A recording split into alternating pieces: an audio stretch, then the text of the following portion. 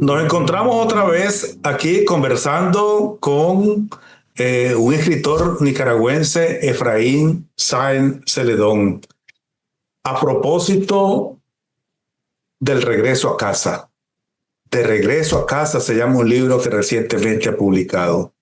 Efraín nació en una comunidad San Simón de Palsila o comarca de Paxila, a 12 kilómetros de Matagalpa, en el año de 1953, y ha sido por origen campesino, vinculado al campo, a la agricultura, pero después fue contador, se metió a los números, a las finanzas, a la administración, fue vendedor, fue gerente, emprendedor y empresario. Pero ahora Efraín está escribiendo y contando historias. Tiene, diría yo, la característica común de las personas que somos unos grandes contadores de historias. Nos gusta contar las historias conocidas y no conocidas, reales e imaginadas. Y Efraín sería de ese gremio de contadores de historias que hoy también nos va a contar historias.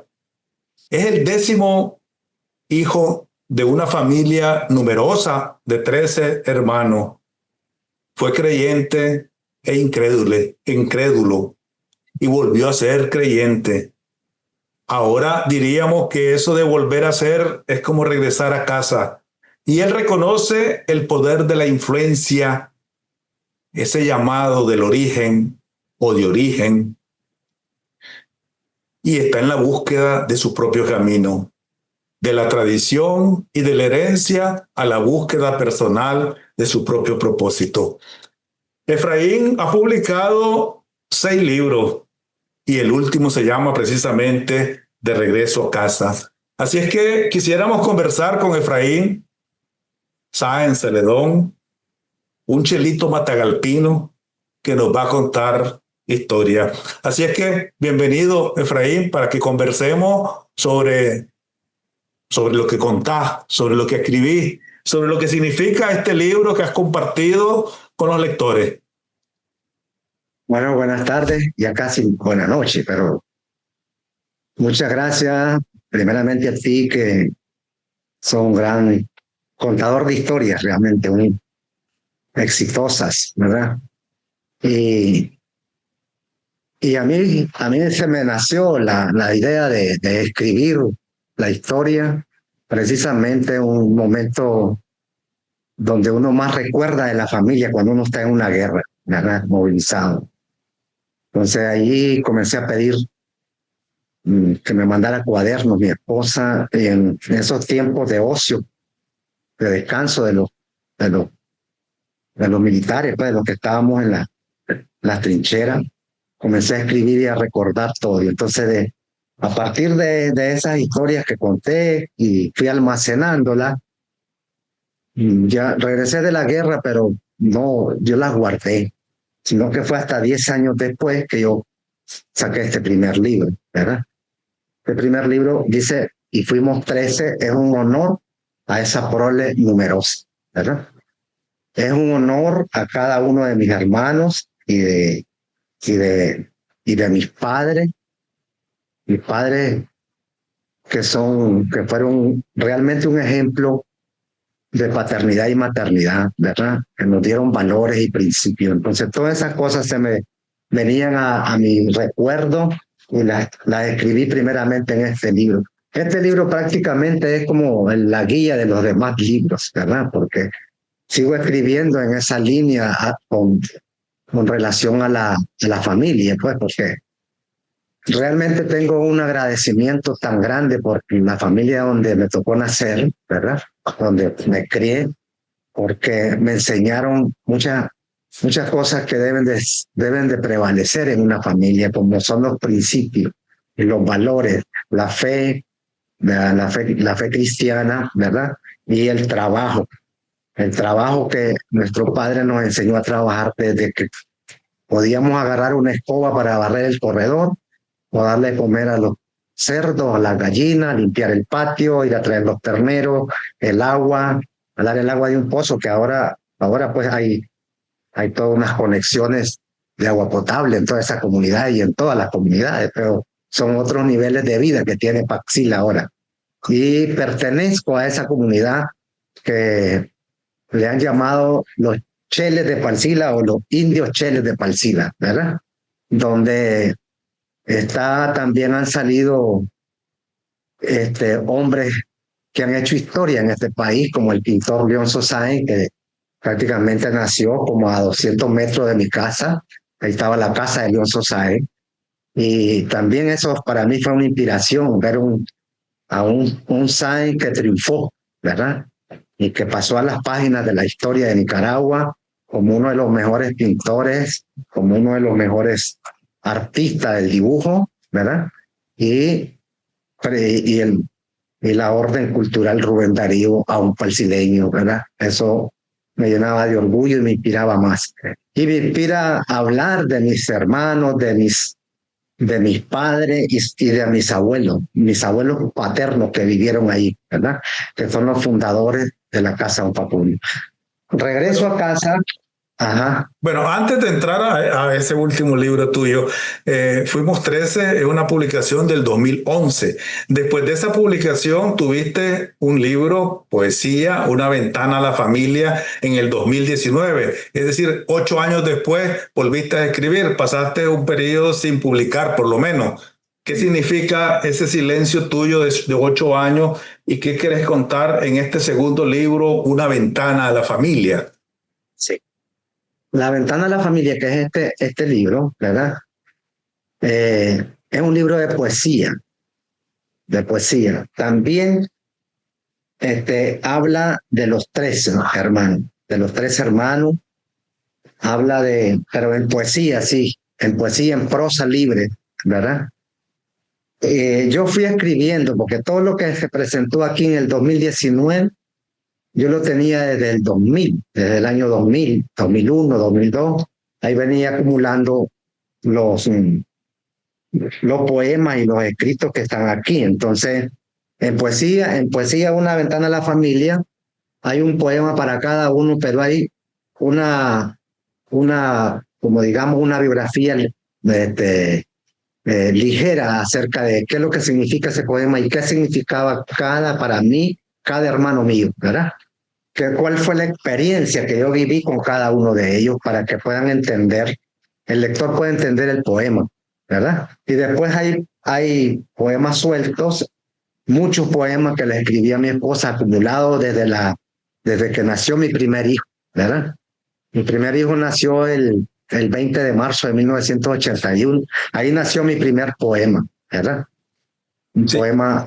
Sí. Y después de ese libro, Jesús, tenés un libro que se llama Jesús Sáenz Otero, el visionario. Sí. Este lo publicaste el mismo año 2019. Y sí, en la página inicial decís que Jesús Sáenz Otero es mi abuelo paterno. Y comentás que es una especie de patriarca. Sí. ¿Qué querés contar vos en este breve libro, porque es un libro pequeño de unas 30 y pico de páginas, sobre Jesús Sáenz Otero, que tengo entendido no conociste? Sí, a mi abuelo no lo conocimos ninguno de mis hermanos, ¿verdad? Mi abuelo Jesús fue un emprendedor. Yo creo que realmente es la inspiración de el linaje de los Sáenz, ¿verdad? Porque el abuelo vivía de allí de Palcila, su lugar de nacimiento, de donde él nació y vivía, se llamaba el Matazán. Está como a unos 20 kilómetros más abajo de Palcila. Y en ese tiempo Palcila era un sitio. Sitio eran tierras nacionales, ¿verdad? El abuelo emprendió un viaje a Palcila para encarrilar lo más que pudiera de tierras y después declararlas. Para su propiedad. Y él declaró aproximadamente 600 manzanas, ¿verdad? Y le extendieron un título de propiedad. Después él trabajó grandemente como un como un empresario de transporte, pero en ese tiempo de mula, porque ahí solo se transportaba la mercancía o la producción de todo Palcila y las comunidades en mula hacia los mercados existentes en ese tiempo, como era León, ¿verdad? Donde la gente llegaba a vender su producción de café, su producción de repollo, de papa. Entonces él se convirtió en un transportista, además de un productor, ¿verdad? Y fue un visionario, pues miró la necesidad y entonces se puso a crear muletos, mula, macho, pues. Compró unas tierras por Cabutillo y ahí la dedicó para la crianza y la ganadería, sobre todo mular, ¿verdad? Que era el medio de transporte más demandado de la época. Entonces, él era un hombre trabajador. ¿En qué año llegó a esta comunidad tu abuelo? Llegó más o menos en 1890, ¿verdad? Exactamente no sé, pero lo saco yo más por la última partida de nacimiento de mi papá, que nació en 1904, y a esa edad él ya tenía 30 años. ¿Eh? Entonces, yo supongo que él llegó de unos 20, diga, 18, 20 años a esa parte. Y trabajó todo eso, esas montañas que a lo sumo habían 2 o 3 colonos ahí viviendo, ¿verdad? Entonces, el abuelo era un hombre trabajador, acumuló, vivían primero en un ranchito, ahí nacieron los primeros hermanos de él, mi papá, pero él era un visionario y construyó la casa que hoy es la casa de don Facundo, la construyó él en un periodo de 4 años, comenzó en 1904 y la terminó en 1907, ¿verdad? Como era un hombre de fe, mi abuelo era un hombre de fe y mi abuela, ¿verdad? En esa casa mi papá nos contaba que mis abuelos se levantaban a las 3 de la mañana a rezar. Y él también, él era un hombre ya de 30 años y estaba ahí con ellos acompañándolo, ¿verdad? En las oraciones de la madrugada, ya después hacer todas las labores. Mi abuelo hizo una promesa de ir a depositar una ofrenda y pagar una promesa al santuario de Esquipula, Guatemala, ¿verdad?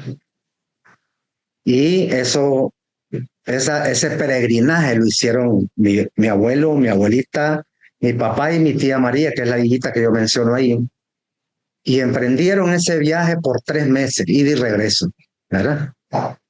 Solamente para ir a dar gracias por todo lo que consideraba él que la había logrado, ¿verdad? Cuando él regresa y pasa por El Salvador, ya la guerra constitucional, había un golpe de Estado por parte de los conservadores al presidente de esa casa, ahí se dan cuenta que Nicaragua está en guerra. Entra a Nicaragua, él viene ya sin dinero y sin todo, y pasó una tropa conservadora por la casa, después reclutando gente o pidiendo dinero constante, sonando. Mi abuelo no tenía, porque ya venía bien escaso, pues había gastado en toda esa gira, pero sí les ofreció mula, le dice, puedo ofrecerle mula. Pero ellos iban con toda la intención de asesinarlo y ahí lo mataron en el corredor de la casa, ¿verdad? Eso ha sido en 1926.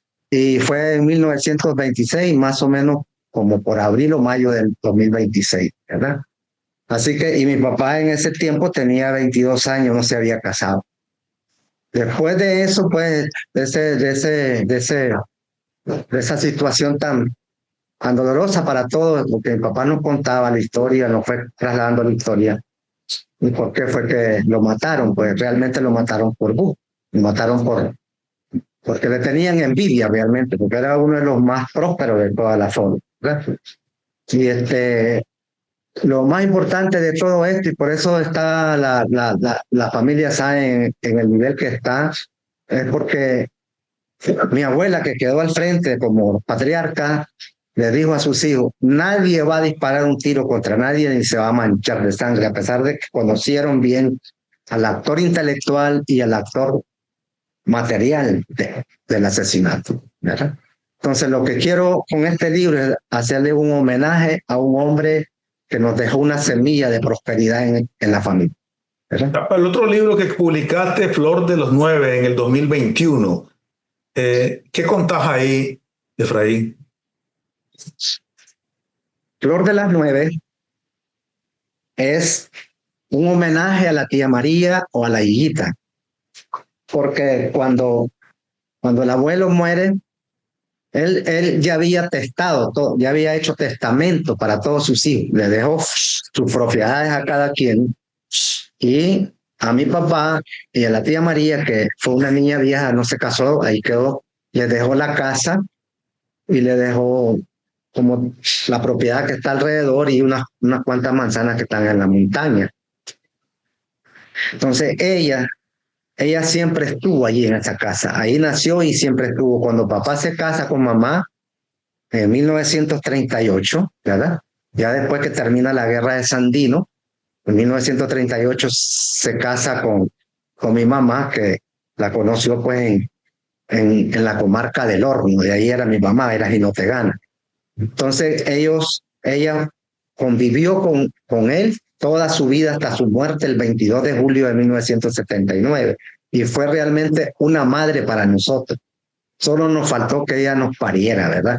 Entonces, y nos modeló en valores y principios. Entonces, este libro es lo que recoge realmente un homenaje a esta persona que significó mucho, no solo para mí, para toda la familia, para todos los hermanos, y inclusive los sobrinos. Fue como una madre para el pintor Leonzo Sáenz, porque Leonzo Sáenz quedó moto desde 4 años, ¿verdad? Y Ita, que estaba a los 150 metros, miró por la crianza de los niños que dejó la mamá de Leonzo, ¿verdad? Que eran como unos 3 o 4 chavalos. Ahí también ellos reciben enseñanza. Incluso en este libro hay un escrito de Leonzo Sáenz donde él le hizo un homenaje en 1997 a la tía María y lo publicó en Ventana, ¿verdad? Eso yo literalmente lo acomodé en el libro, ¿verdad? Eso es lo que se trata, una historia de mi padre que injusta, él lo acusaron de una mula, la mula sillonera de él, ¿verdad? Era su mula, tenía como 10 años de tenerla, apareció alguien que dice que la mula era de él y trajo un guardia y se lo llevaron preso. Entonces hay esa historia ahí contada, ¿verdad?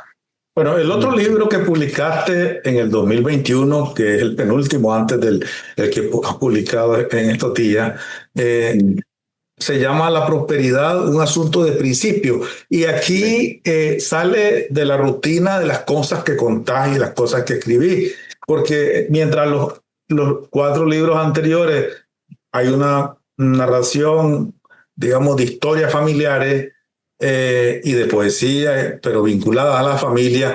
En este libro, como vos decís, hay un relato sobre la prosperidad como un asunto de principio. Y te referís a varios principios inalienables, decís, como la obediencia, la acción, etcétera, para la prosperidad. Y también aquí el famoso libro de este escritor John Maxwell, Las 21 leyes irrefutables del liderazgo. Es decir, este libro tuyo rompe un poco en la tradición que habías tenido al escribir y se convierte en un libro de desarrollo personal, un poco una guía para emprendedores. ¿Qué pretendías vos hacer realmente con esta publicación? Precisamente eso, ¿verdad? Llegar a lectores que tienen inquietudes o que están emprendiendo o quieren emprender o tienen un sueño. Porque este libro nace de unos diplomados, ¿verdad? Tuve 3 años con un conferencista y realmente yo agarré toda la información de todo lo que nos enseñó y a mí me ayudó en grande. Ahí comencé a darle giros nuevos a la empresa, ¿verdad? Porque basado en principios, eso como dice el ahorro, la administración con principios, las finanzas, ¿verdad? La visión, la misión y las 21 leyes irrefutables del liderazgo. Entonces sí me salí un poco, como decís vos, del surco. Me salí del surco, pero es como para ayudarle a mucha gente, porque prácticamente este libro lo adquirieron bastante en las congregaciones donde yo me congrego, ¿verdad? Y también lo doné a personas que miro que están empezando o han empezado o han fracasado en los negocios, ¿verdad?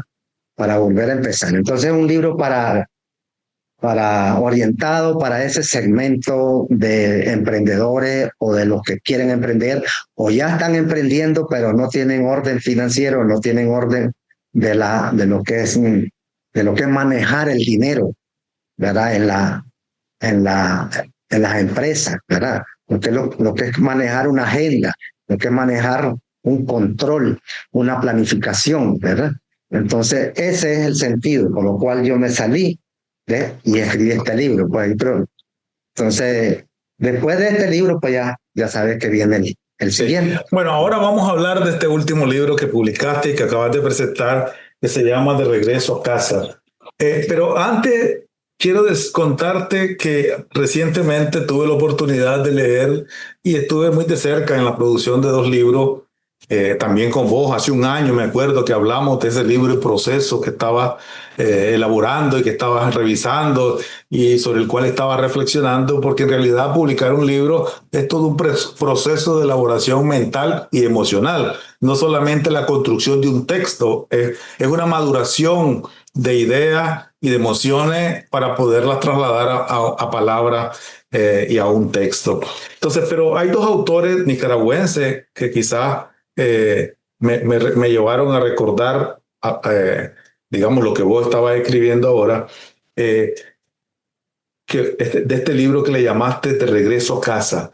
Uno de ellos es escrito por Félix Jiménez Sánchez, A la caída de la tarde. A la caída de la tarde, vivencias y confesiones. Y yo reflexiono sobre lo siguiente. Félix Ramírez nació en España en 1941 y falleció en Managua precisamente en el mismo año de la publicación del libro. A la caída de la tarde. Y a la caída de la tarde, como todos sabemos, es un poema de este escritor y poeta místico San Juan de la Cruz. Y los versos dicen lo siguiente: a la caída de la tarde nos juzgarán por el amor. A la caída de la tarde nos juzgarán por el amor. Y el otro libro que también me lleva a recordar, porque aquí hay una compartir experiencia, es desnudarse, como yo decía, es como pelarse la cebolla, como escribió Günter Grass. Es decir, cuando la cebolla se va pelando, es posible que se derramen lágrimas. Y entonces, Hechos Vitales, en diálogo con María Soledad. Hechos Vitales lo escribió Raúl Obregón Morales, nacido en Managua en el 47, y lo publicó en el 2021. Entonces, en los tres libros hay algo de regreso a casa, porque los dos autores que no le han puesto de regreso a casa, en realidad hay una búsqueda al amor, al Dios del amor, hay una esperanza, hay un rescate de su propia identidad y de su propia perspectiva, ¿verdad? Es decir, van en ese proceso de la certeza a la duda y de la duda a la fe. Y de la fe a la duda, es decir, en ese caminar humano donde las certezas, pues a veces brillan por su ausencia y estás construyendo tu vida en ese caminar. Y con una característica muy importante, la buena voluntad. Las ganas de hacer las cosas bien, aunque a veces no tengas las luces, todas las luces claras en ese camino. Entonces, este libro, Hechos Vitales, cuenta hechos que cambiaron la vida. Entonces, cuando yo veo los tres libros, A la caída de la tarde, Hechos Vitales y De regreso a casa, los tres en realidad identifican hechos vitales en su vida. Vos señalás en tu historia hechos vitales, hechos que te llevaron a un antes y un después, a veces de manera irreversible, es decir, te encaminaste a un rumbo. ¿Qué hubiera pasado si no ocurre A, sino que ocurriera B? qué hubiera pasado si tomás el rumbo de un lado o del otro. Simplemente la historia es otra. Y esos son los hechos vitales que condicionan tu futuro. Y a la caída de la tarde nos juzgarán por el amor, dice Félix Jiménez. Yo quiero comenzar preguntando cuáles son tus hechos vitales, esos hechos o esos acontecimientos que marcaron el rumbo de tu vida y que vos contás en este de regreso a casa. Perfecto. Leí el libro y estuve en la presentación del libro de Félix Jiménez, ¿verdad? Y me gustó mucho, pues, porque él es abrir el corazón al lector, ¿verdad? Es como decís vos, pelar la cebolla por capa y contar la historia, que hay capítulos donde realmente, no, como yo lo digo en la introducción, no son muy placenteros, ¿verdad? Pero es desnudarse ante los lectores, ¿verdad? Y decirle quién era yo en mi etapa de niñez, adolescencia y juventud, y quién era Efraín después de eso hasta la edad de 47 años, ¿verdad?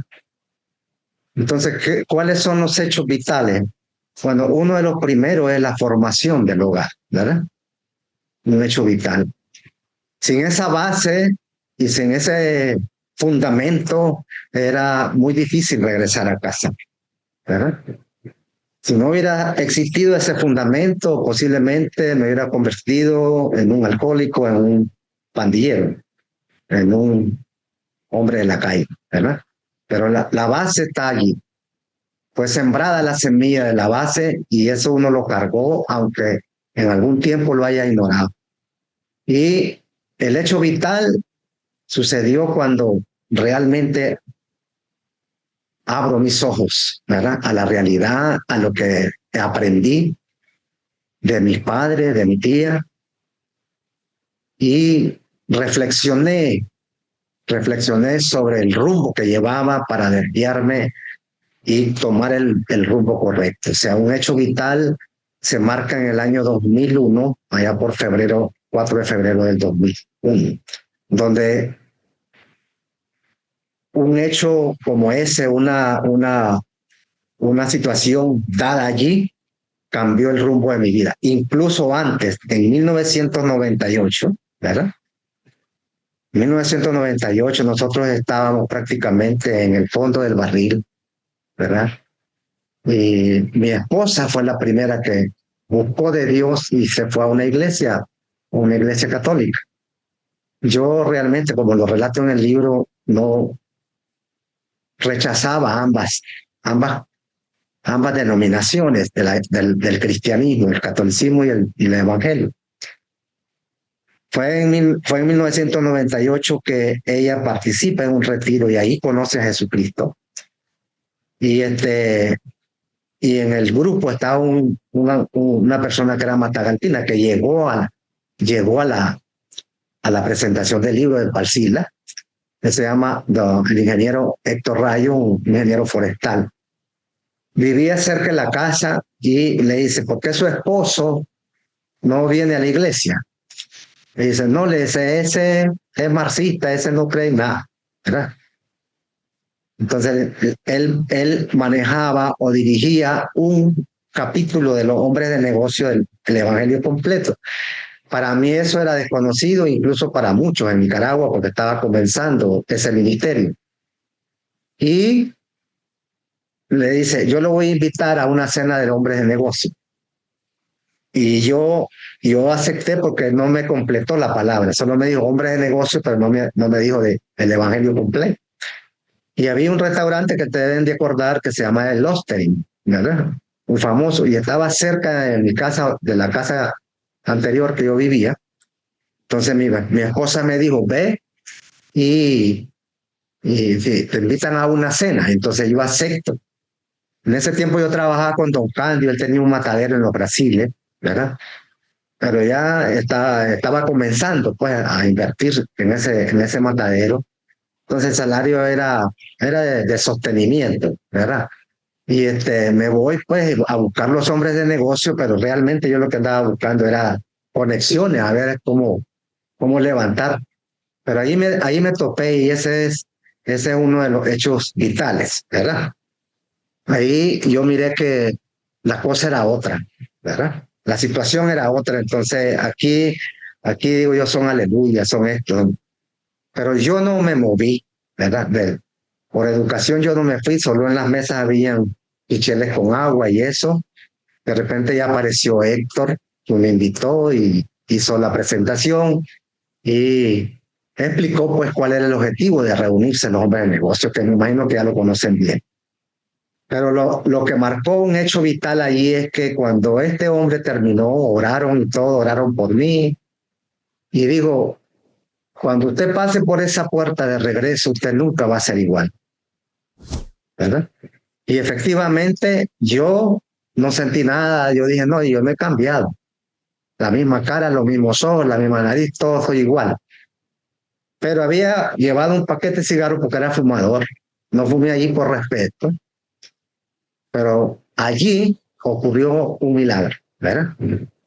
Ese paquete de cigarros nunca lo volví a tocar y pasó como una venda en mis ojos y hasta ya después, como 2 o 3 años después, me di cuenta que allí había ocurrido una prueba de la existencia de Dios, de Jesucristo.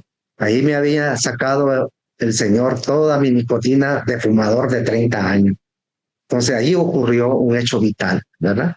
Y el siguiente hecho vital pues ocurre cuando yo realmente reconozco a Jesucristo como mi Salvador y Señor y en rumbo en otro camino, ¿verdad? Ahora, los libros que has escrito precisamente tienen dos contenidos principales, digamos. Uno, las historias familiares y personales.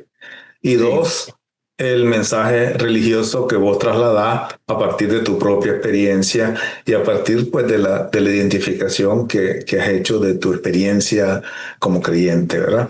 Pero yo quiero trasladarme a una época que vos contás aquí de regreso a casa, que es un acontecimiento que creo que pudo haber marcado un rumbo X o Y en tu existencia.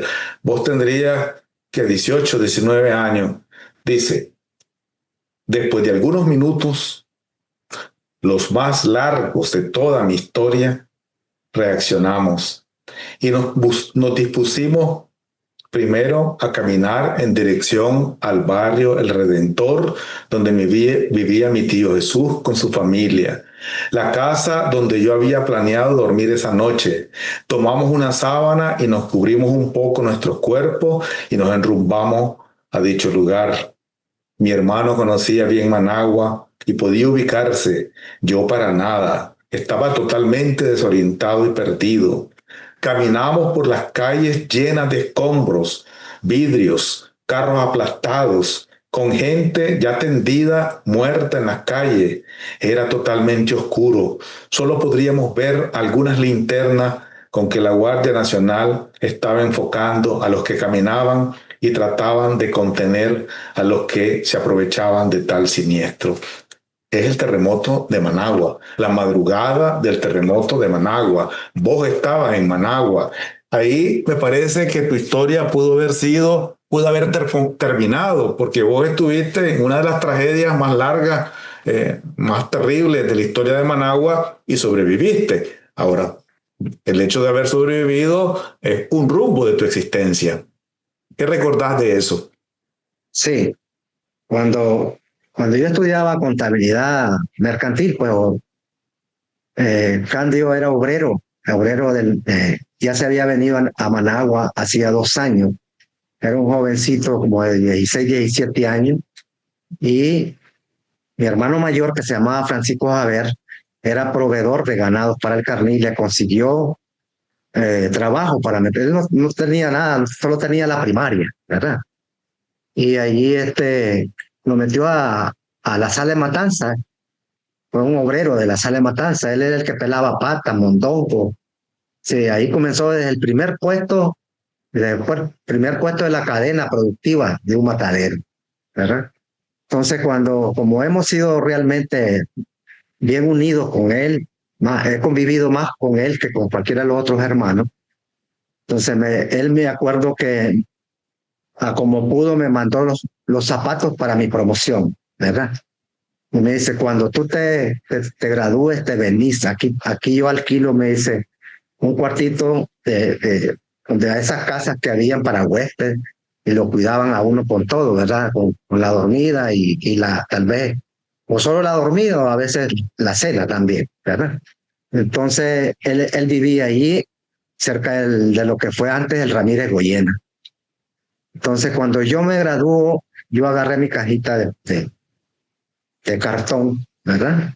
No tenía mucha ropa, lo poco que tenía, y emprendí el viaje el 1 de diciembre del año 1972. El 1 de diciembre de 1972, mi sueño era llegar a la capital porque era la que nos incitaba, ¿verdad? O te daba la esperanza de progreso o de salir adelante. Y llegué a Managua, mi hermano estaba operado, y ese día que yo llego me dice, yo voy para Matagalpa, para Sila, a recuperarme donde mis padres, ahí te quedas, me decía, la señora te va a dar alimento. Pero llegué con lo justo, el libro lo dice, no llevé un centavo más, ¿verdad? Y allí estuve 15 días. Ahí la historia también narra de que estuve en el juego de Nicaragua Amiga 72, algunos lo recordarán, que fue un evento muy estrambótico, muy grande para Nicaragua, porque se coronaron subcampeones mundiales la liga beisbolera de ese tiempo, y menciono yo el staff de ese tiempo, los hombres, las glorias de ese tiempo, ¿verdad? Y yo pues quería ir al estadio, pero yo no tenía cómo comprarlo. O sea, creo que valía 5 córdobas la entrada. Pero Chico Javier vino al estadio con mis otros hermanos y una familia, y como siempre me topó como hijo, llega de sorpresa, casi como a esta hora, un poquito más tarde, me dice, vámonos, que vamos al estadio, ya compré las entradas. Entonces así fue que miré el juego. Pero yo andaba en busca de trabajos. Pasó eso, yo andaba en busca de trabajo. No tenía conexión con nadie, pero me topé con un amigo de Matagalpa y me dice, aquí te doy esta tarjeta, en el Gran Hotel hay alguien que te puede ayudar. Llegué pues y me dijeron que hasta después de enero. El asunto es que yo veo que ya no, en ese mes ya no voy a encontrar trabajo porque ya es diciembre, ya están las fiestas navideñas, ya está. Entonces me regreso a Matagalpa con el pretexto pues de que iba a regresar en enero. Pero un amigo que era comerciante, palsileño de allí, que tenía una camioneta, viajaba a Managua, me dice, acompáñame a Managua el 22 de diciembre del año 1972. Vamos a Managua, me dice que voy a vender gallinas, voy a vender palos de pino, que eran los árboles de Navidad en ese tiempo, y naranja. Sí, hombre, si yo no estaba haciendo nada y me voy con él, ¿verdad? Y le ayudé a cargar, a descargar. Llegamos al mercado central, vendimos todas las gallinas, obviamente primero porque eran las más apetitosas del tiempo, las naranjas, algunos pinos, pero nos agarró la tarde, como a esta hora ya todavía teníamos 50 árboles de pino. Y me dice, quédate en el mercado y los vendés mañana, yo mañana vengo con una carga de repollo. Pero en ese trayecto de ese día, le digo, mira, Cristóbal, voy a salir, quedaban cerca los lugares donde vivía mi hermano y el lugar donde vivía mi tío. Entonces voy a ir a visitar a mi tío. Ahí vengo, le digo, durante ese día, 22 de diciembre, en la tarde. Llegué donde mi tío, pero mi tío trabajaba de guarda o de CPF en el Instituto de Seguridad Social. Entonces, ahí tenía los niños grandecitos y había una muchachita de 13 años, prima mía, y me dijo la esposa, mira, me dice, vení, quédate aquí, porque los tíos fueron siempre bien amorosos, los tíos maternos. Y le digo, voy a regresar. Después me voy a la casa donde vivía Candy, la casa de huésped, y ya Candy ya se había venido a Managua de nuevo, pero lo encuentro que está dormido porque se había echado sus tragos, ¿verdad? Y se había acostado en su catrecito, un catrecito pequeño donde yo pensaba dormir con él, ¿verdad? Y allí lo veo descalzo y solo en pantalones y sin camisa. Y me dice la señora, ahí vino bien, vos lo viste, venía ahí una celebración con los pintores del grupo Praxis. de donde participaba León, porque como ese León Society. Y para que los pintores vendieron algunos cuadros y se los tomaron todos en conjunto. Entonces ahí venía Candy, ¿verdad? Entonces digo yo, está difícil quedarse aquí porque este hombre está atravesado ahí en ese catrecito donde me voy a acostar, ¿verdad? Entonces digo yo, voy a regresar por donde mi tío, ¿verdad? Bueno, pero me voy de nuevo al mercado y le digo al amigo, me dice, te vas a quedar con los pinos. Pero en ese tiempo, en ese momento se acerca un comerciante y le dice al amigo, te voy a hacer una oferta ya de remate. Y hace la oferta de remate y vende los 50 pinos y no queda nada. ¿Ya? Entonces me dice, vámonos. No, le digo, me voy a quedar. Me voy a ir con mi hermano mañana y yo te espero aquí, le digo, con la carga de repollo. Vámonos, hombre, me dice, vámonos. Nada, vas a quedar. ¿Cómo no? Le digo, voy a dar para mi hermano. Entonces él me regaló 20 cordones. ¿Verdad? Esos 20 pesos yo me los eché en la bolsa porque para mí era un capital grande, 20 córdoba, le podía comprar zapatos, podía comprar pantalones, podía comprar camisas, podía mudarme yo con esos 20 pesos. O bien hacer algún regalo a alguna enamorada, ¿verdad? Entonces yo me quedo y me voy a buscar a dónde voy a dormir, pero yo tengo una disyuntiva, si me quedo donde mi tío o me quedo donde mi hermano, ¿verdad? Porque ya estaba pensando, ya tal vez ya se despertó, ya está sobrio, pues. Entonces, yo me paro en una esquina que fue muy referente en la vieja Managua, ¿verdad? Que se llamaba la esquina de Papún. Ahí en la esquina de Papún fue mi meditación de minutos, si agarraba para la izquierda al Redentor o a la derecha por el lado del Goyena. Estuve como una vacilación, como decir, ¿a dónde voy? Porque los dos me daban dónde dormir. Pero finalmente me fui donde mi hermano. Pero igual, cuando yo llego donde mi hermano, igual está dormido allí, está acostado con como lo había dejado hacía como 2 o 3 horas antes.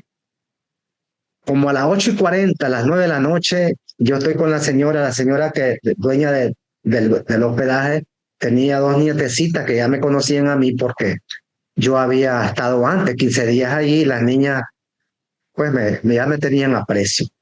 Cuando comenzó el primer temblor grande, yo nunca había sentido eso porque en el norte no tiembla, pues es raro. Entonces se llenaron de nervios y las niñas, una de ellas se me aventó encima y la tuve que agarrar. Y me dice la señora, que se llama doña Luisa, no se vaya ahorita, don Efraín. No me diga don Efraín, porque era chavalo, no te vayas ahorita, Efraín. Porque me dice, las niñas lloraban y temblaban, me dice, esto está peligroso, me dice. Peligroso un terremoto, me dice la señora. Yo no le puse en mente, entonces, como a las 10 casi de la noche, hay otro temblor.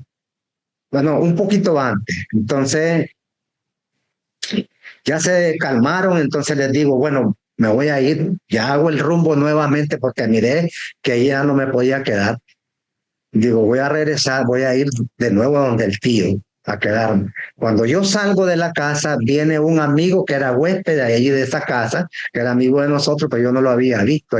Ahí vivía, pues tenía su cuarto, ¿verdad? Era un muchacho ya de unos 28, 29 años, 30, ¿verdad? Y había sido amigo y era novio de una prima mía, allá en Matagal. Entonces me dice, cuando yo salgo, él viene chiflando, ya viene de su trabajo, a saber de dónde venir. Y dice, ay, para ahí, ¿para dónde vas? No le voy, hablamos mañana, le voy a quedar donde el tío. No, hombre, me dice, vení, quédate aquí. Dormí en mi cuarto, me dice, mi camita ahí, te alcanzamos los dos. Entonces, allí dormí con el amigo. Pero como yo era matagalpino, yo no aguantaba los calores de Managua, yo me quité toda mi ropa. Solo quedé en calzoncillo. Puse el pantalón y la camisa así como a unas 2 varas, digamos, había una mesa, había una silla, y nos acostamos después de él enseñarme varias cosas que llevaba de regalo, y cuando estamos acostados apaga la luz, él tiene un reloj nuevecito en su muñeca, un Seiko 5, que lo había comprado, y cuando apaga la luz, me dice, mira para ahí, el fosforescente, el reloj marcaba las 12:15, ¿verdad? O sea, faltaban 5 minutos para el terremoto.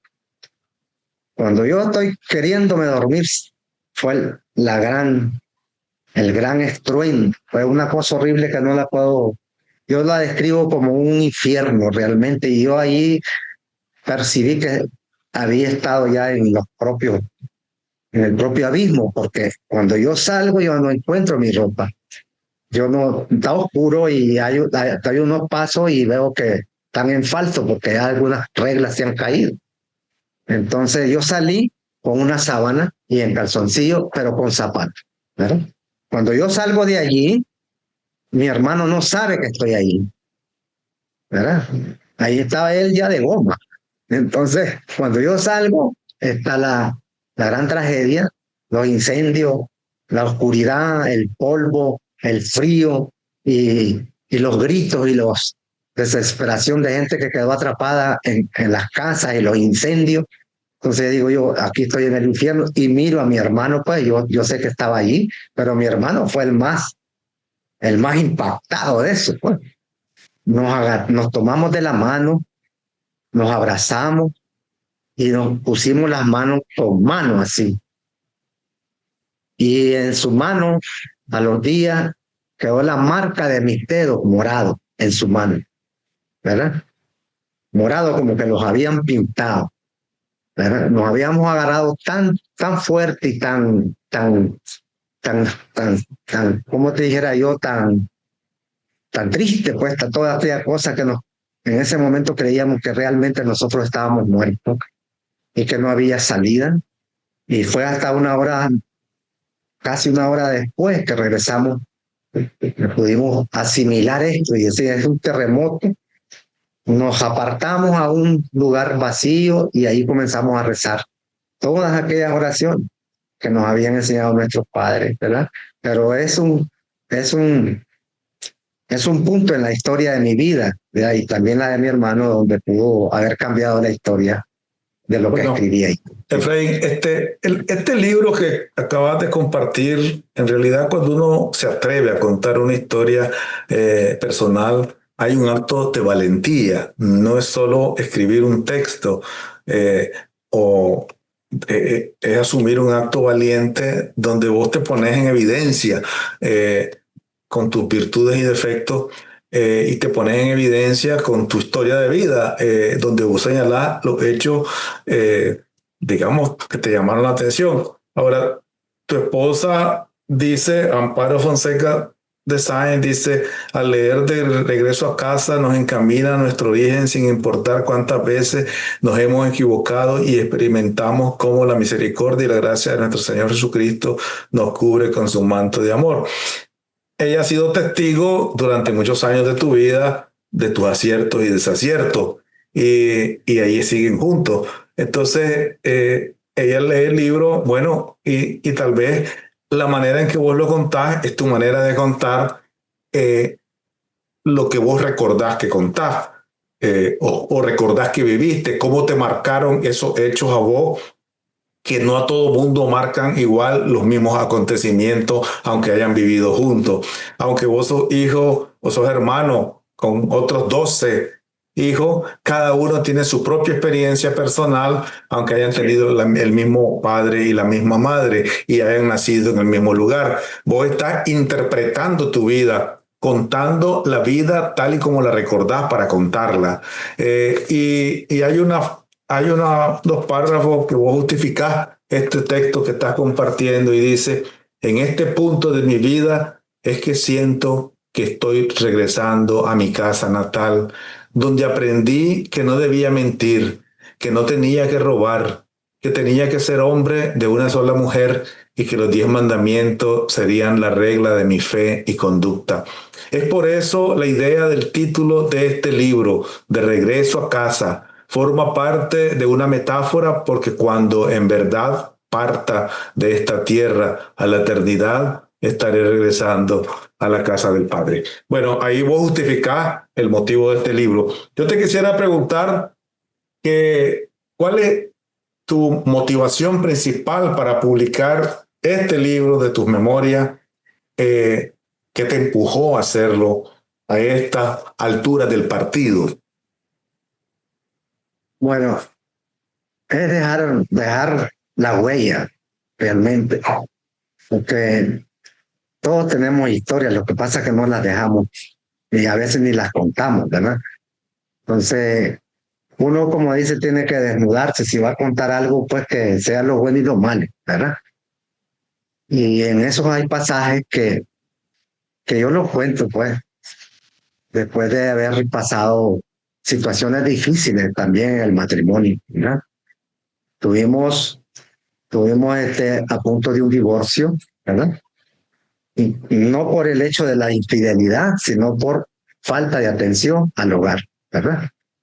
Eso sucedió a mediados, después de mi movilización, como en los años 86, 87, 88, se vio el matrimonio roto. Incluso yo me fui de la casa, ¿verdad? Cuando yo me fui, unos días agarré mis maletas porque ya miraba perdido. Los niños estaban pequeños. Y de donde yo me fui, alguien me dio una posada, ¿verdad? Pues, de los mismos compañeros del frente en ese tiempo y de los sindicatos. Y allí a solas reflexionaba yo diciendo, ¿cómo es posible que yo vaya a ser ese, ese hijo de mis padres que rompa el principio del matrimonio, ¿verdad? Si mis padres vivieron juntos, casados 60 años, ¿verdad? Y mi padre decía y mi madre nos aconsejaba de que uno se casaba una vez y para siempre. Entonces, una noche yo no dormí, medité y regresé a la casa, hablamos y poco a poco se fue reconstruyendo de nuevo, ¿verdad? La relación. Más adelante, esos fueron hechos que marcaron, pues, ¿verdad? Marcaron la historia de un matrimonio y mi esposa dice la historia de una familia y de dos niños, ¿verdad?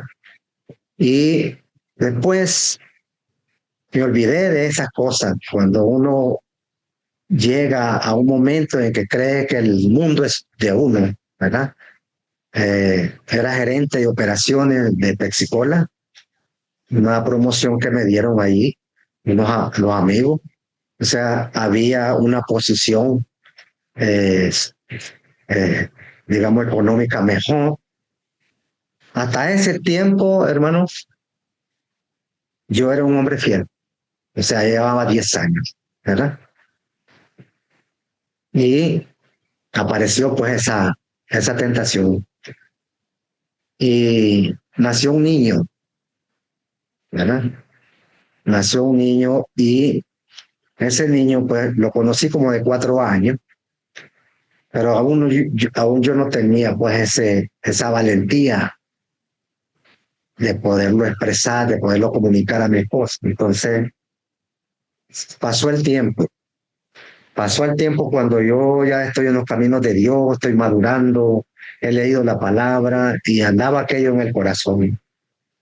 ¿Verdad? Andaba aquello que tenía que expresárselo. Entonces ya habíamos madurado y consolidado nuestro matrimonio después de, digamos, eso fue en el 90, después de 16 años, ¿verdad? Entonces apareció el muchacho de 17 años, ¿verdad? Y yo se lo confesé a mi esposa. Fue un tiempo muy duro pues para ella y sobre todo para ella porque nunca se imaginó que yo, Efraín Sáenz, hubiera cometido ese acto de infidelidad. Entonces marcó su corazón, hirió su corazón y fue un proceso largo de sanidad interior para ella. Y por eso yo escribo la historia para que otros no la cometan, ¿verdad? Escribo la historia para que realmente se valore la familia y se valore el matrimonio. Y me dirijo a mis hijos, a mis nietos que van a pasar por las etapas adultas, por las por la experiencia de hombres casados con matrimonio y con hijos. Es doloroso y eso prácticamente eso no se borra, ¿verdad? No se borra. La Biblia dice en Proverbio, dice, el que comete adulterio, dice, tiene falta de conocimiento, ¿verdad? Y después dice, ni que venga con todos los dones del Espíritu Santo va a poder olvidarse de eso. Así que lo que hacemos es, lo que hemos hecho, gracias a mi esposa, es ponerle un sello a eso y seguir adelante. Reconocí pues a mi hijo, que es un buen chaval, pues vive en los Estados Unidos. Era cristiano desde niño porque su abuelo lo crió, ¿verdad? Y tengo una relación pues con él. Y incluso cuando el joven se casó, vivía en Costa Rica, cuando él se casó me mandó a invitar para que yo estuviera en su boda. Y me dijo mi esposa, yo te voy a acompañar. Eso a mí me sorprendió grandemente. Y estuvo en la boda de este niño, de este joven, conmigo, ¿verdad? Allí creo yo había superado bastante, eso ya habían pasado 4 años, ¿verdad? Ya ha superado bastante las heridas. Pero eso marca, y el libro trata de que uno no cometa errores. O sea, es una enseñanza de valores y una enseñanza de antivalores, ¿verdad? Por lo cual yo escribí, pues, y lo digo allí para mis descendientes, principalmente. Pero si el que lo lee, el que lo lee también puede ser aplicado a la vida de ellos o a la vida de los hijos y a la vida de su familia. Porque uno llega a un momento, pues gracias a Dios, a partir de que hubieron muchos eventos donde yo pude haber terminado la historia, ¿verdad? Y el primero fue cuando yo nací, que yo lo cuento rápidamente, pero en el primer libro de Fuimos 13 lo cuento con más detalle. Inclusive en Poesía Una Ventana a la Familia también lo cuento con detalle. Cuando yo tenía unos 6 meses de nacido, yo estaba ya al borde de la muerte, estaba agonizando en los brazos de mi madre. Y mi madre pegó una oración, hizo una oración tan salida del alma, que le dice, Señor, yo no quiero perder a ninguno de mis hijos, ¿verdad? Y le dice a mi papá, que se llamaba Facundo, les hagamos el último intento con el niño. Dicen que me daban con algodón para que pasara los líquidos, ¿verdad? Estaba así, flaquito, se miraban los huesos y todo. Los hermanos mayores lo cuentan bien. Y ese es, como dice usted, un hecho vital en la vida. Ahí pudo haber ni siquiera comenzado la historia, ¿verdad? Entonces me llevaron a Matagalpa, agarraron 2 mulas. En ese tiempo se viajaba en mula hasta Matagalpa, de ahí en Palsila, usted ya conoce, y los que están por ahí también conocieron. Pero bajo unas tormentas enormes y unos caminos con fango, con lodo, con capote. Mi papá me llevaba tapado y mi mamá iba en la otra mula. Y llegó donde un pediatra en Matagalpa que se llamaba Virgilio Sidney Fajardo, ¿verdad? Un buen pediatra, ya por el año 1954, ¿verdad? Y ese señor, ese médico, fue como el instrumento de Dios. Él le dio los tratamientos. Incluso hay algo en la historia, dice que le dijo a mi papá, comprate este jarabe, Facundo, que se llama oro, ¿verdad? Y el doctor, de esos medios repugnantones, ¿verdad? Y le dice, pero mira, Facundo, le dice, no es oro de anillo, de cadena. Entonces mi papá era muy firme, le dice, ya lo entiendo, doctor, yo soy campesino, pero no soy bruto, ¿verdad? Entonces con ese jarabe yo volví a la vida y otros tratamientos. Ya yo crecí, pues. Ese es un hecho histórico. El otro hecho donde pude haber perdido la vida fue en la guerra, ¿verdad? En la guerra misma, tanto en el inicio de la liberación de Nicaragua como en la guerra de de los 80, donde estamos defendiendo el proyecto revolucionario, ¿verdad? Entonces, esos son los hechos. Yo lo he puesto todo Bueno, eso. Sí. quería si estás de acuerdo, algunas personas están conectadas ahí que pudieran preguntarte algo, si quieren preguntar algo o dar alguna opinión breve antes de que concluyamos esta conversación. Ellos han escuchado tu comentario y seguramente tendrán algún interés o alguna pregunta o alguna duda sobre lo que vos has dicho. Así que yo invitaría a los que están conectados que puedan activar su micrófono y preguntarle a Efraín sobre él y su opinión sobre esta publicación, sobre esta trayectoria de un escritor, digamos que comenzó su vida como campesino, fue contador, financiero, administrador, vendedor, gerente, emprendedor, empresario y ahora contador de historia. Quería, digamos, felicitar a Efraín. Nos conocemos desde hace un montón de años, realmente. Hemos andado, a veces imperceptiblemente hemos andado por los mismos lugares. Él anduvo en el 85 en la guerra y yo igual anduvimos en la misma zona, ¿verdad? Antes de que comenzáramos el conversatorio estuvimos platicando de que estábamos en el mismo lugar. Yo me quedé en Bluefield, en la región autónoma del Atlántico Sur, con todo la cabeza de la gente que estaba ahí y a país se lo mandaron para allá al lado del Tortuguero, ¿verdad? Entonces, pero también trabajé con Efraín, lo conozco muy bien, es compadre mío, es padrino de una hija, de mi hija mayor, de 33 años, y nos conocemos de muchos años. Yo realmente te felicito, Paín, por esto. Realmente se llama legado lo que estás haciendo. Es decir, lo que estás diciendo es, esto es lo que me pasó a mí, por favor no lo cometas, ¿verdad? Es decir, creo que venimos casi de las mismas cosas. Y yo decía que hay muchas similitudes en lo tuyo y lo mío, porque venimos de familias muy arraigadas la cuestión religiosa, ¿verdad? En el caso mío de mis abuelos y de mis padres que vivieron 73 años juntos, de casados hasta que murieron en el 2020 por COVID, ¿verdad? Yo no conocía a ellos. Vos los conociste bien, entonces a los 5 días de haber muerto mi papá murió mi mamá, entonces fueron épocas duras y yo te decía que una de las cosas que yo le había dicho a mi mamá era que yo tenía que regresar vivo de la guerra, ¿verdad? Entonces como que también yo creo que algo teníamos por contar adelante y por eso no nos fuimos en el saco, como decimos, ¿verdad? Entonces, yo te quiero felicitar, País, por abrirte, pues, ¿verdad? A esta experiencia bien bonita.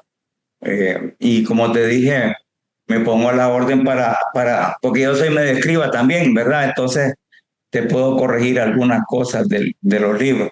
Y lo que sí te prometo es que ese libro se puede vender rápido, pues esa es la verdad. En la parte Yo sé que son vendedores estrellas y esta es la estrella de la Sherwin Williams, ¿verdad? sí. Entonces, Lo que pasa es que yo creo que, digamos, también hay una cosa que nos marcó a los dos y ha sido tanto en la vida profesional como personal, mucho en la vida profesional le ha sido el tener un antes y un después de Efraín Sáenz, un antes y un después de Miguel Espinosa. Es decir, son cosas que también la hemos llevado a la práctica, pues, ¿verdad? Es decir, entramos a una compañía, la agarramos chiquitita y la dejamos arriba, ¿verdad? Entonces creo que esa parte también nos une. Pues yo creo que hay digamos, algo bonito en todo lo que escribiste y te felicito nuevamente. Muchas gracias, Miguel. Si hay alguien más de los que están conectados aquí en esta conversación con Efraín, quisiera hacer algún comentario o preguntarle algo, Efraín.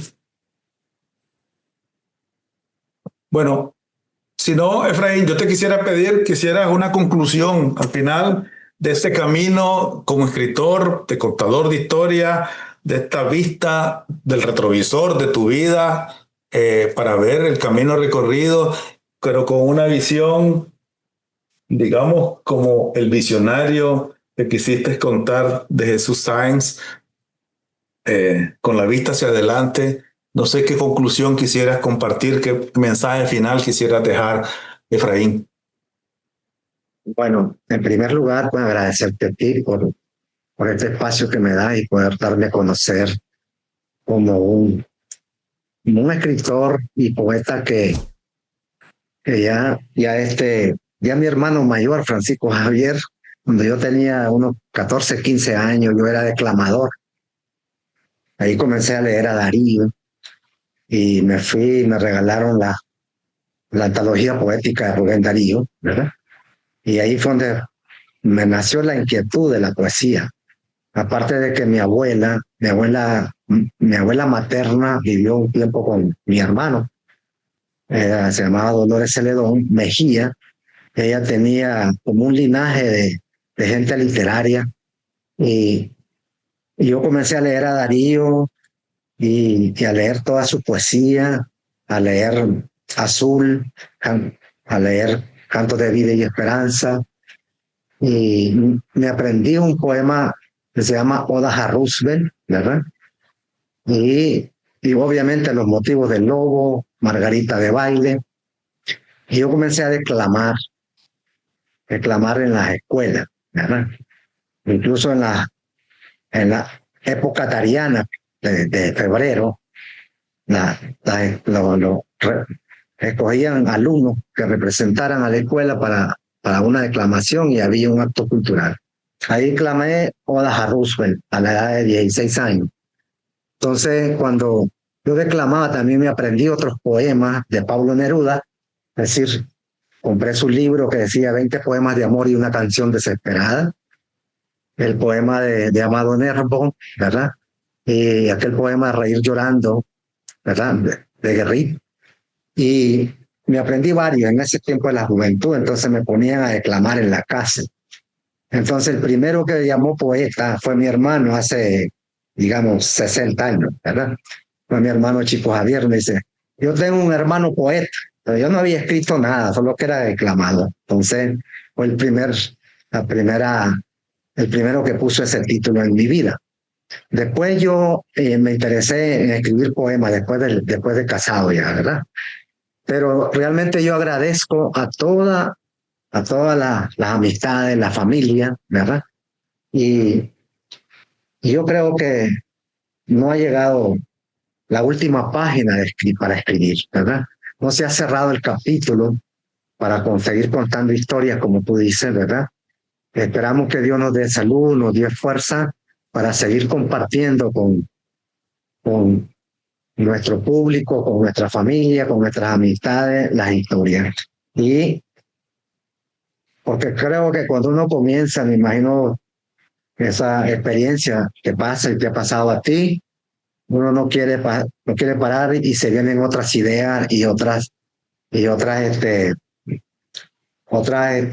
orientaciones para tu vida. Entonces, está en proceso prácticamente 3 libros, ¿verdad? Uno tiene que ver con la genealogía de toda la familia, que es un libro muy, muy engorroso de poderlo armar, porque hay que buscar información de los que digo, de abuelos, nietos, bisnietos, tataranietos, chosme y todo eso, y voy como por un 80% de esa información. Después hay también una idea de una novela que nunca he escrito en ese género, ¿verdad? Tengo que leer a mi hermano Francisco Bautista y tengo que leer a García Márquez, a varios novelistas y incluso al hermano Guillén, que ha escrito varios libros en esas líneas literarias de novela. No tengo experiencia en eso, pero voy a ir acomodando y ya inicié a escribir eso, pues, ¿verdad? Ahí van a nacer las ideas. Pero también hay otra novela que yo solo pido que el permiso de mi esposa para contar. para llevarla a un libro. Y es la vida de ella, ¿verdad? Que es muy interesante y la tengo escrita, pero la tengo escrita en bruto porque de acuerdo a lo que ella me ha contado desde su niñez y todo lo que ella atravesó, que es una historia interesantísima. Una historia muy, muy, muy interesante y yo se la escribí en bruto, ¿verdad? De acuerdo a lo que ella me ha venido contando, me ha venido trasladando. Entonces está ese otro libro ahí pendiente, ¿verdad? Entonces creo que tengo ahí material para seguir adelante y yo espero que este libro de Regreso a Casa también nos haga regresar y reflexionar a lo real, a lo que realmente nos identifica, ¿verdad? Bueno, muchas gracias, Efraín. Muchas gracias por tu regreso a casa.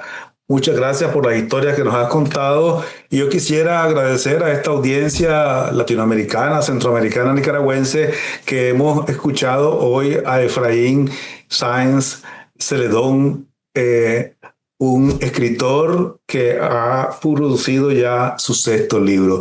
Muchas felicidades, Efraín. Muchas gracias a ustedes y nos seguimos viendo en este canal para compartir sobre autores y libros. Gracias. Gracias. Buenas noches. Gracias a todos los que se conectaron también y escucharon esta historia y esta presentación de mi libro.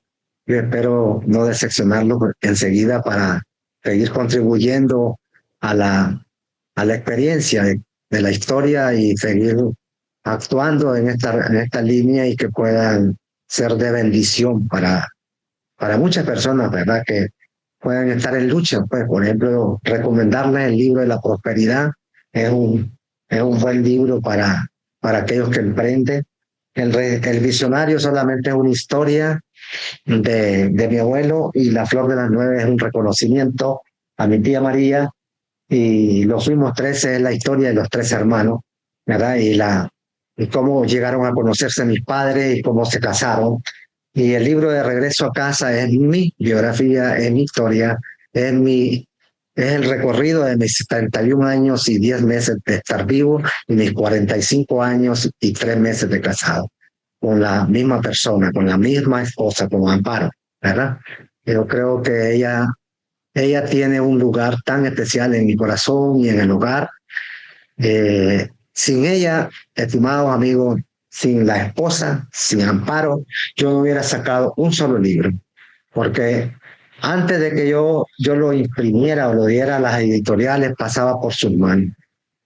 Digo, si usted está de acuerdo, porque ella para mí era mi primera lectora, la primera que me daba el ok, está bien, o corrija esto, o haga esto, y ya después que pasé esa prueba, ese filtro de ella, entonces yo ya me decidí a tirar el libro, ¿verdad? Pero lo hacemos para dejar una historia, para dejar huella. Yo creo que realmente uno no debe pasar desapercibido en la vida, ¿verdad? O sea, así como no pasaron muchos personajes de la historia de Nicaragua que dejaron huellas, dejaron sus libros. El más exponente de todos ellos es nuestro Pánida Rubén Darío, ¿verdad? Y muchos otros personajes que dejaron escrita su historia, que nos inspiraron, nos inspiran. A mí me inspiran personas como usted, Francisco, que es un gran escritor, y realmente cuando usted me visitó, yo casi ni quería sacar ese libro. Yo se lo presenté así como en borrador de Word, ¿verdad? Y yo tenía la vacilación de presentarlo, pero él me escribía y me decía, usted me escribía y me decía, ¿ya terminaste el libro, Efraín? ¿Cuándo lo vas a presentar? ¿Ya terminaste el libro? Le digo, está preguntando Francisco, le digo yo, y otras personas, y mi familia también, ya va a terminar el libro. Estamos ansiosos de leerlo, porque yo estoy seguro que toda mi familia lo lee, ¿verdad? Y lo va a disfrutar, ¿verdad? Ya comienzan a escribirme, a decirme, tío. Incluso a mi sobrina ayer venía en el camino, manejando, una hija de Candio, me dice, tío, ¿pero por qué hizo ese acto de andar recogiendo todos los chelines de ese señor, ¿verdad? Ya el que leyó el libro lo sabe, ¿verdad? de agarrar toda la ropa de la noche del terremoto, en el día siguiente del terremoto. Pero fueron formaciones que nos dieron a nosotros, formaciones de servicio, de solidaridad, de amistad y de ser compasivo, ¿verdad? Así que seguiré escribiendo hasta el último día, que Dios me permita hacerlo. Aunque mi esposa me dice, pare un poquito que queremos descansar y salir a pasear.